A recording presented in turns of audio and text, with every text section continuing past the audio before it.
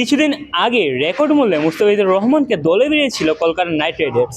তবে সম্প্রতি রাজনৈতিক ইস্যুতে নিরাপত্তাজনিত শঙ্কায় তাকে দল থেকে বাদ দিয়েছে কলকাতা নাইট রাইডার্স। সামাজিক যোগাযোগ মাধ্যমে এই বিষয়টি বিবৃতিতে তারা জানায়, ভারতীয় ক্রিকেট বোর্ড বিসিসিআই এর নির্দেশে এমন সিদ্ধান্ত নিয়েছে তারা। কিছুদিন পরই ভারতের মাটিতে অনুষ্ঠিত হতে যাচ্ছে ক্রিকেট বিশ্বকাপ, সেখানে অংশগ্রহণ করার কথা ছিল বাংলাদেশের। এই নিরাপত্তার শঙ্কাজনিত কারণে কি বাংলাদেশ অংশ নিবে? কি ভাবছে জনগণ? চলুন দর্শক জেনে আসি। আর আসলে ব্যাপারটা হলো যে আমরা ক্রিকেটটাকে তো আমরা শুধু যারা ক্রীড়াপ্রেমী আছে, আমরা যারা খেলাধুলা দেখি, আমরা আসলে খেলাটাকে মাঠেই সীমাবদ্ধ রাখতে চাই, সেটাকে আমরা কোনোভাবে রাজনীতিতে নিয়ে যেতে চাই না। তো আসলে ভারত যে কুটচালটা আমাদের সাথে করলো, আইপিএলে মুস্তাফিজকে একটা রেকর্ড পরিমাণ দামে কেনার পর কলকাতা, এরপর যে আবার ভারতীয় ক্রিকেট বোর্ড যে ঘটনাটা আজকে ঘটালো আর কি, তো এটা আসলে একটা আমরা বলবো যে এটা একটা ধূর্ততা, এটা একটা নোংরামি যে নোংরা রাজনীতিতে তারা ক্রিকেট পর্যন্ত নিয়ে আসছে আর কি। তো ফলে আমরা বলা যায় যে আমরা আইপিএলকে বয়কট করতে পারি। এখানে একটা ব্যাপার হলো, গত কদিন আগে যে খালেদা জিয়া মারা গেল, তো ওই ইস্যুতে তো পররাষ্ট্রমন্ত্রী জয়শঙ্কর আসলো দেশে। এখন তিনি বাংলাদেশ সফর করে যাওয়ার পর কেন এমন একটা সিদ্ধান্ত আসলো? নিশ্চয়ই এখানে একটা বড় ধরনের রাজনীতি কিংবা কূটনীতিক একটা চাল আছে। তো সেই জায়গা থেকে বলা যায় যে নিরাপত্তার ব্যাপারটা হয় কি, যেহেতু একটা আন্তর্জাতিক ম্যাচ, বিশ্বকাপ যেহেতু হবে, তো ফলে এখানে নিরাপত্তার ইস্যুটা খুব একটা বিঘ্নিত হবে বলে মনে হয় না। তবে এটা যারা নীতি নির্ধারকরা আছে তারা ভালো বিবেচনা করতে পারবে আর কি। আপনি জেনে থাকবেন, ক্রিকেট খেলাই হচ্ছে বিনোদনের জন্য। দুইটা দেশের মধ্যে সম্পর্ক ভালো থাকার জন্য কিন্তু ক্রিকেট খেলা হয়। এখন ক্রিকেট খেলার মধ্যে ভারত যেভাবে রাজনীতি ঢুকাচ্ছে, জিনিসটা সত্যি অবিশ্বাস্য একটা ব্যাপার। কারণ ক্রিকেটের সাথে এই বিষয়টা যায় না। আপনি যদি এর আগে দেখেন, লিজেন্ড লিগ থেকে কিন্তু তার এই কাজগুলো শুরু করেছে। ভারতীয় ক্রিকেটে যে রাজনীতিটা, সেটা অনেক আগে থেকেই শুরু। আপনি যদি লিজেন্ড লিগে, একটু আগে আমি যেটা বললাম, লিজেন্ড লিগে দেখবেন যে তারা পাকিস্তানের সাথে খেলতে চায়নি, কিন্তু আবার দেখবেন হকিতে ঠিকই তারা পাকিস্তানের সাথে খেলছে। আসলে তারা কি চাচ্ছে সেটাতে আমার মনে হচ্ছে ভারত শিউ না। এখন আমরা যদি মুস্তাফিজ ইস্যুতে আসি, আপনি দেখেন যে মুস্তাফিজ ক্রিকেট খেলাকে রিপ্রেজেন্ট করতে যাচ্ছে। সে বাংলাদেশের ক্রিকেটটাকে রিপ্রেজেন্ট করতে যাচ্ছে ওখানে। এবং আইপিএল এর যে দল, সেখানে বাংলাদেশ এবং ভারতের মধ্যে কূটনৈতিক সম্পর্কটা এখনো ওই অবস্থানে যায়নি যেখানে তারা মুস্তাফিজকে বাদ দিতে পারে। আপনি দেখবেন যে বিসিসিআই থেকে কিন্তু এর আগেও জানানো হয়েছিল যে আমাদের সাথে বাংলাদেশের সম্পর্কটা বন্ধুত্বপূর্ণ একটা সম্পর্ক। এখন আপনার কাছে একটা প্রশ্ন থাকবে যে বন্ধুত্বপূর্ণ সম্পর্কটাকে কি ভারত ইতি টেনে দিচ্ছে? এবার যদি আমরা রাজনীতির কথা বলি, রাজনীতির সাথে কখনই আপনাকে ক্রিকেটটাকে মিলানো উচিত না। মুস্তাফিজের মতো একটা প্লেয়ার, যার কোনো হেটার্স নেই, সেরকম একটা প্লেয়ারকে যখন আপনি এভাবে দেখবেন, তখন কিন্তু বিষয়টা খুবই দৃষ্টিকটু। আপনি যদি সামনের দিকটা তো খেয়াল করেন, বাংলাদেশ কিন্তু টি-20 বিশ্বকাপ খেলতে ভারতে যাওয়ার কথা। এখন কথা হচ্ছে, নিরাপত্তা কারণ দেখে যদি আপনারা মুস্তাফিজকে না খেলান, সেক্ষেত্রে বাংলাদেশও তো যাওয়া উচিত না। আপনি জানবেন যে আমিনুল ইসলাম বুলবুল, বাংলাদেশ সাবেক ফুটবল দলের ক্যাপ্টেন প্লাস সাবজয়ী অধিনায়ক, তিনি কিন্তু একটা কথা বলেছেন যে ভারতে আমাদের টি-20 খেলতে যাওয়া উচিত না। তাহলে এখন একটা বিষয় চিন্তা করে দেখুন, মুস্তাফিজের ইস্যুর কারণে বাংলাদেশ যদি সেখানে খেলতে না যায় এবং পাকিস্তানও যদি তাদের ওখানে খেলতে না যায়, সেক্ষেত্রে কেমন একটা সিচুয়েশন তৈরি হবে? সেক্ষেত্রে কিন্তু পুরো বিশ্বে ক্রিকেটের ভাবমূর্তি নষ্ট হবে এবং সেই নষ্টের জন্য দায়ী থাকবে ভারত।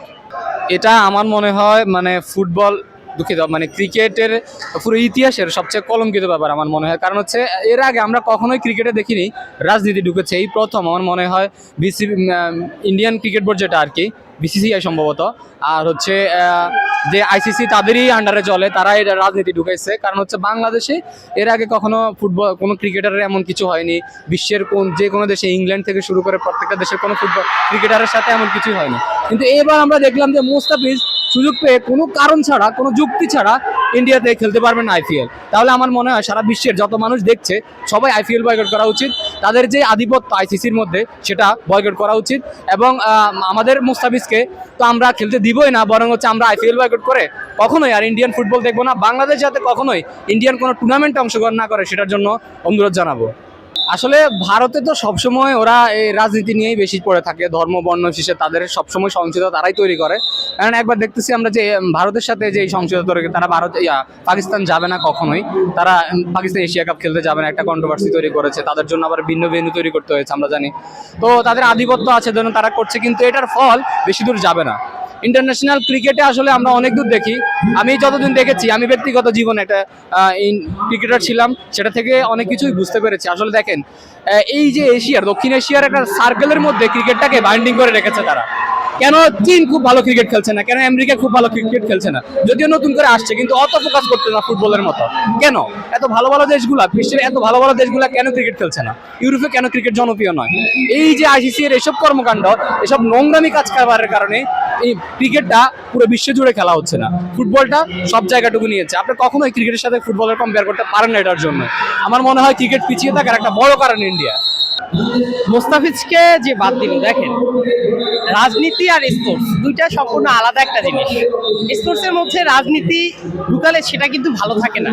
আমরা যদি দেখেন মোস্তাফিজ এমন একজন বাংলাদেশের প্লেয়ার যার এখন পর্যন্ত কোনো পলিটিক্যাল ইস্যু নাই, কোনো ধরনের ইস্যু নাই। অন্যান্য প্লেয়ারদের ক্ষেত্রে যেটা আছে, একেবারে ভদ্র ঠান্ডা মাথার একজন প্লেয়ার বলা যায়।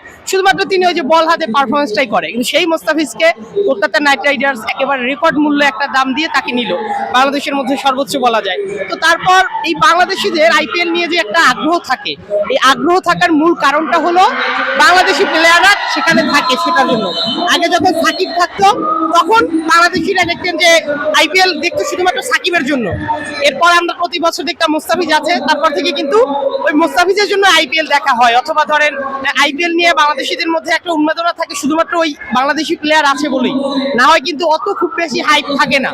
তো সেই মোস্তাফিজকে তারা নেওয়ার পর কলকাতা একটা হিউজ সাপোর্ট কিন্তু পেত। তো এটা যেটা হলো, এবং সরাসরি ভারতের যে ক্রিকেট বোর্ড তারা মুস্তাফিজকে নীতি নিষেধ করেছে। আপনি চিন্তা করতে পারেন কি পরিমাণ রাজনীতি আসলে ঢুকে গেছে। ভারত এটা প্রথম না, ভারত এর আগেও ভারত পাকিস্তানের সাথে বিভিন্ন ম্যাচ রাজনৈতিক ইস্যুর কারণে বাদ দিচ্ছে। রাজনীতি সম্পূর্ণ আলাদা একটা ব্যাপার।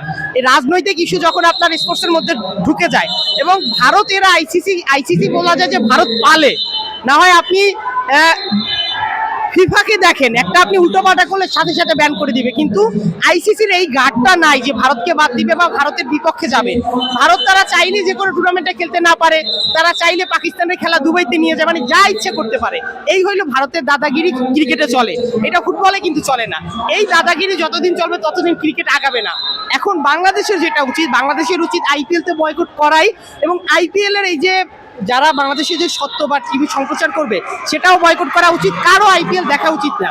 এবং বড় গার্ডটা এখন বিসিবির যেটা দেখানো উচিত সেটা হলো যে বিসিবির উচিত এখন এই যে সামনে যে ওয়ার্ল্ড কাপ হবে সেটা বয়কট করা। যদি বিসিবি এই গার্ডটা দেখাতে পারে, নিরাপত্তা ইস্যু দেখিয়ে যে আমাদের দেশের ক্রিকেটারকে ওরা বাদ দিচ্ছে এই ইস্যু দেখিয়ে, এখন যদি আমাদের ক্রিকেটাররা ভারতে যাওয়ার পর সেখানে দর্শকরা যদি আমাদের ক্রিকেটারদের উপরে আক্রমণ করে, তার দায়ভার আসলে কে নেবে? এই জন্য এখন বাংলাদেশ ক্রিকেট বোর্ডের উচিত এই গার্ডটা দেখানো। কারণ এই গার্ডটা বাংলাদেশ ক্রিকেট বোর্ড দেখাতে পারে কিনা সেটাই দেখার বিষয়, তবে দেখানো উচিত। এবং সেই সাথে আমি আবারও বলবো, বাংলাদেশের সমস্ত দর্শকের আইপিএল কে বয়কট করা উচিত, এবং সেই সাথে ভারতীয় সবকিছু বয়কট করা উচিত।